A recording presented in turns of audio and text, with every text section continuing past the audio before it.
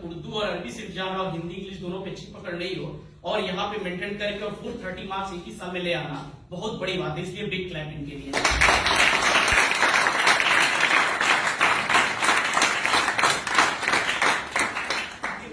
मैं यही चाहूंगा आप अपने शेड्यूल के बारे में, कुछ और नहीं करना है, अपने शेड्यूल के बारे में, मतलब आप कहाँ डिमोरलाइज थे, बस 5-10 मिनट आप लोग काम लेंगे कैसे, जैसे उन बच्चों के लिए आप मोटिवेशनल है एक अपने आप में, जो बच्चे तमाम ऐसे बच्चों को हम देखते हैं जो अपने आप में डिमोरलाइज होते हैं, कितने तेज बच्चों के बीच में हम कैसे अपने आप को मेंटेन करें, कैसे सर्वाइव कर पाएंगे, तो उनके लिए आप काफी वो चीज है। आप बताइए कि मतलब क्या ऐसे क्या आपकी सक्सेस की मिस्ट्री रही है कि बहुत ही बेसिक से लेकर के उस लेवल तक आपने जो मेंटेन किया है सफर, और मतलब 8-9 महीने। जब मैं पिछले साल जून 2019 में यहाँ पे ज्वाइनिंग के लिए आया था, उस वक्त एनसीईआरटी में कितने पार्ट्स हैं और कौन कौन सी बुक होती है मुझे ये भी नहीं मालूम था।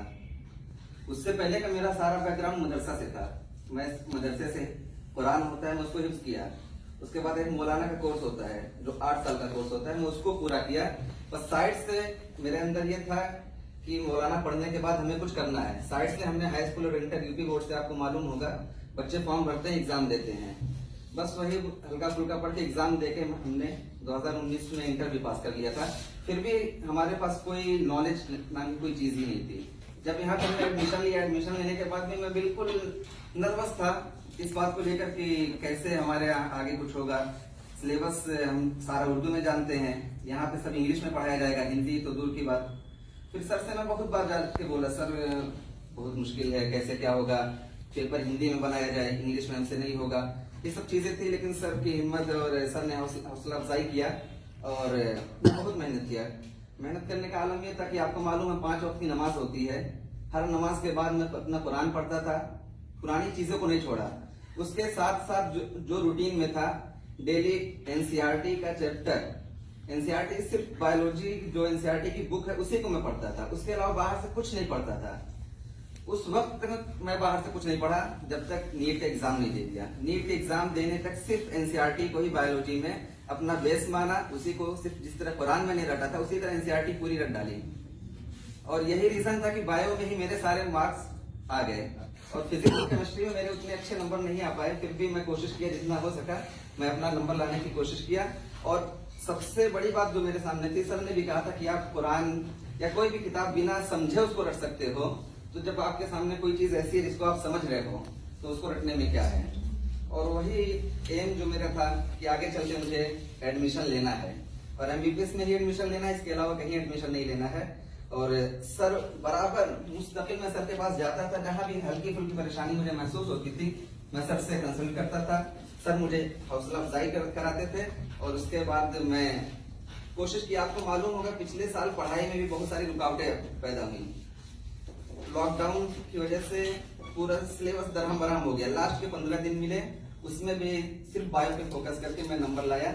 और अगर 1-2 साल में तैयारी किया होता तो मुझे श्योर था कंपटीशन बीट कर लेता, लेकिन एज प्रॉब्लम मेरे साथ डॉक्यूमेंट में जो थी वो आ रही थी, इसी वजह से मैं रिस्क ना लेके एडमिशन अब्रॉड ले लिया।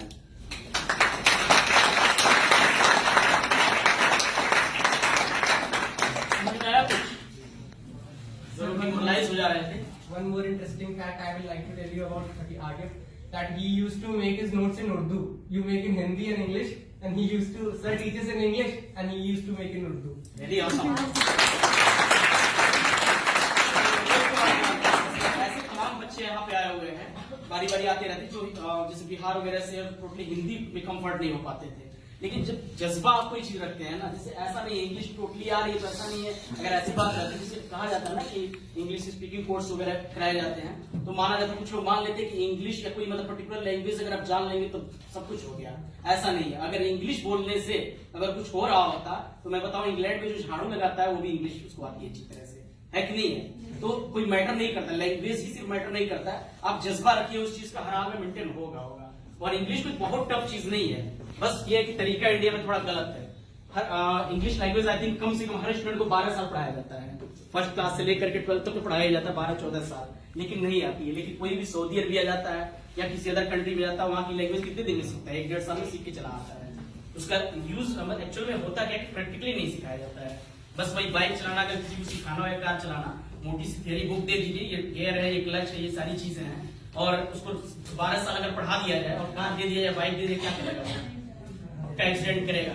और उस तरह से अगर सिर्फ 10 दिन में ही अच्छे से उस पर ध्यान दिया जाए, दे करके प्रैक्टिकली, तो हो जाएगा। इंग्लिश के साथ एक्चुअली मजाक बन गया है यहाँ पे इंडिया में कि इंग्लिश जबरदस्ती क्यों पढ़ा रहे हो बेवजह, जब उसका यूज ही वो नहीं कर पाएगा। ग्रामर से कभी इंग्लिश आ ही नहीं सकती है, तो आप लोग भी जानते होंगे, ठीक है। तो उल्टा पढ़ाया जाता है कि ही गोज पहले पढ़ाया जाता है और वह जाता है बाद में पढ़ाया जाता है। जब तो हमारी लैंग्वेज तो वह जाता है ना, उसको कन्वर्ट करके ही गोज में लेके जाना है, लेकिन बहुत ही स्ट्रक्चर ही बेकार है। मेन चीज ये कि जज्बा अगर आपके पास रहेगा ना, तो डजंट मैटर आप क्या जानते हैं, कितना जानते हैं, कुछ नहीं, सब कुछ जान रहे होते तो यहाँ पे कोचिंग में बैठे नहीं होते। और आप लोग लकी है कि सॉर्बिट में एक चीज आप देखे होंगे कि इंडिविजुअल केयरिंग एक एक स्टूडेंट पे स्पेशली होता है कि नहीं होता है। कोई भी प्रॉब्लम्स आती है हर हाल में रिजॉल्व के तरफ मेंटेन होता है, कभी भी इग्नोरिंग नहीं होगा कि छोड़िए हटाइए, कोई भी नहीं, एनी हाउ एनी रेट करना ही करना रहता है और एक एक बच्चे पे फोकस रहता है। तो इसलिए इस चीज का बेनिफिट उठाइए। इतने बच्चे हैं, मैं श्योर हूँ कि सबका सिलेक्शन नहीं होगा, सिलेक्शन उनका होगा जो एकदम स्वार्थी बन करके अपनी चीजों को मेंटेन रखेंगे, चाहे जैसे भी करें, जिस लेवल पे करें, ठीक है ना। तो हम यही कहेंगे कि मतलब आप लोग अपने आप को मेंटेन रखिए। समझ में आया? अब बताइए, हाउ इज द जोश? हाउ इज द जोश? ठीक है,